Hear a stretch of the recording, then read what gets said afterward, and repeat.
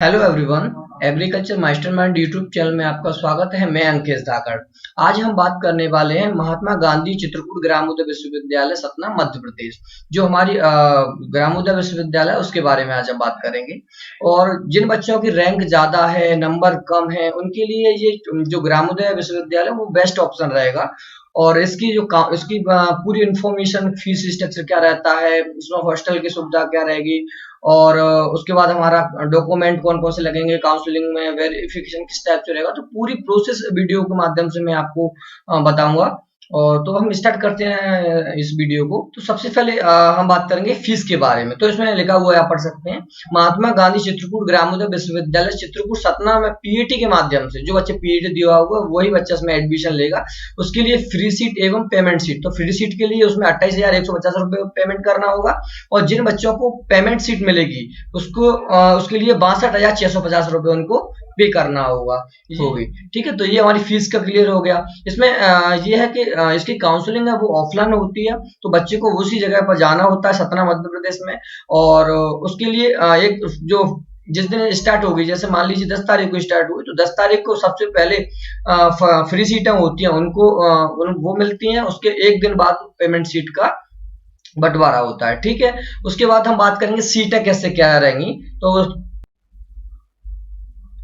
ये आपको दिखाई दे रहा होगा, ये देखिए, महात्मा गांधी चित्रकूट ग्रामोदय विश्वविद्यालय सतना में मध्य प्रदेश में ही है। इसमें बीएससी एग्रीकल्चर की सीटें हैं, इसमें बीएससी हॉर्टिकल्चर की कोई सीट नहीं है और ना फॉरेस्ट्री की, ओनली इसमें बीएससी एग्रीकल्चर की ही सीटें रहेंगी। ठीक है, उसमें हम बात करेंगे कि क्या फ्री सीट। तो सबसे पहले फ्री सीटों के बारे में हम जानेंगे कि फ्री सीट इसमें कितनी है। तो फ्री सीट में इसमें 80 सीट इसमें फ्री रहेंगी। कितनी सीट फ्री रहेंगी इसमें? 80 सीट इसमें फ्री रहेंगी। और वही आपकी पेमेंटों में 40 सीट आपकी पेमेंट रहेंगी। तो इसमें टोटल जो सीटें हैं वो है 120 सीटें। तो आपको 120 सीटों में प्रवेश इस यूनिवर्सिटी के अंदर मिलता है। ठीक है, उसके बाद हम बात करेंगे कि किस किस कैटेगरी की कैसे कैसे वो सीटें हैं उसके बारे में। जैसे आप देख सकते हैं, मैंने यहाँ क्लासिफिकेशन का डाला हुआ है। जैसे इसमें सबसे पहले है रिजर्व। रिजर्व में 60 सीटें हैं। 60 सीट में से 40 सीटें रहेंगी वो आपकी फ्री रहेंगी। और उसके बाद 20 सीटें हैं वो पेमेंट सीटें हैं। ठीक है, उसके बाद हम बात करेंगे ओबीसी के बारे में। तो ओबीसी में 11 जो सीटें हैं वो फ्री सीटें हैं और 6 सीट हमारी पेमेंट। तो टोटल सीटों की संख्या हो गई 17 सीटें। ठीक है, उसके बाद बात करेंगे हम एससी। तो एससी में 12 सीटें फ्री सीटें रहेंगी और 6 सीटें पेमेंट सीटें रहेंगी। तो टोटल 18 सीटें हो गई। उसके बाद हम बात करते हैं एसटी के बारे में। ठीक है, तो एसटी में 15 सीटें फ्री सीटें हैं और 7 सीटें पेमेंट सीटें हैं। और टोटल सीटों की संख्या हो गई 22 सीटें।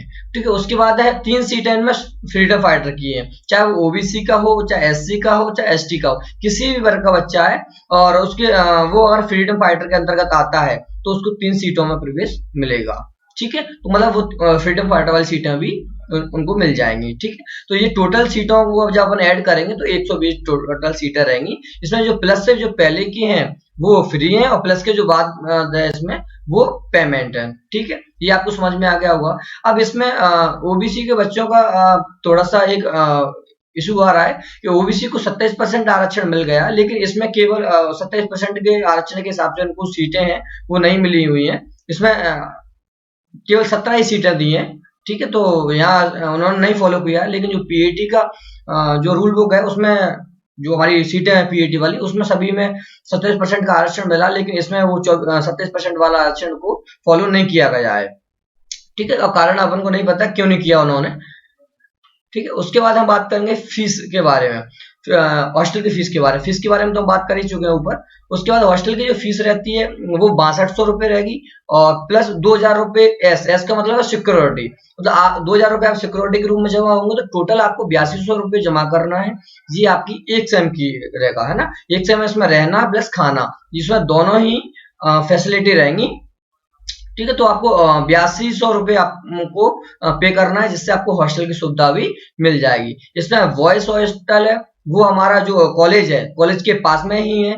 और उसके बाद जो गर्ल्स हॉस्टल है, गर्ल्स हॉस्टल हमारी यूनिवर्सिटी के अंदर है। ठीक है, तो ये आपको समझ में आ गया होगा। और यूनिवर्सिटी से कॉलेज तक का जो सफर रहता है गर्ल्स के लिए, तो शायद उसके लिए बस की सुविधा भी है उस जगह पर, है ना।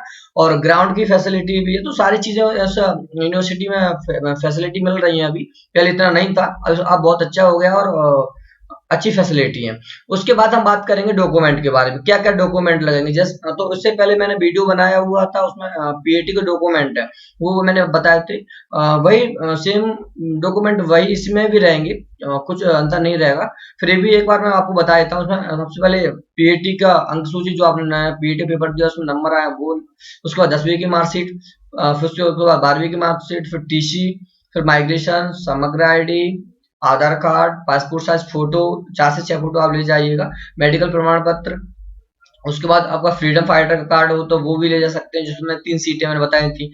ठीक है, उसके बाद ईडब्ल्यूएस, जाति प्रमाण पत्र, और आय प्रमाण पत्र। ठीक है, कास्ट सर्टिफिकेट हो गया। उसके बाद मध्य प्रदेश के मूल निवासी, जो मूल निवासी प्रमाण पत्र होता है वो ले जा सकते हैं। उसके बाद आप जो कृषक की सीटें भी शायद इसमें है, तो कृषक के वाले बच्चे हैं वो भी इसको अपना ले जाए। उसके बाद गैप सर्टिफिकेट, जिन बच्चों को गैप हुआ है वो अपना गैप सर्टिफिकेट भी ले जाए। ठीक है, और उसके बाद नॉर्मल आपकी वो होती है काउंसलिंग, उसमें सभी बच्चों को बिठा दिया जाता है। उसके बाद बच्चों को एक एक नंबर के बेस पर उनको बुलाया जाता है। और उसके बाद आप उन जो जो बच्चे का टॉप नंबर होते हैं उन बच्चों को उनका डॉक्यूमेंट का वेरिफिकेशन होता है। वेरिफिकेशन होने के बाद एक पर्ची टाइप की मिलती है।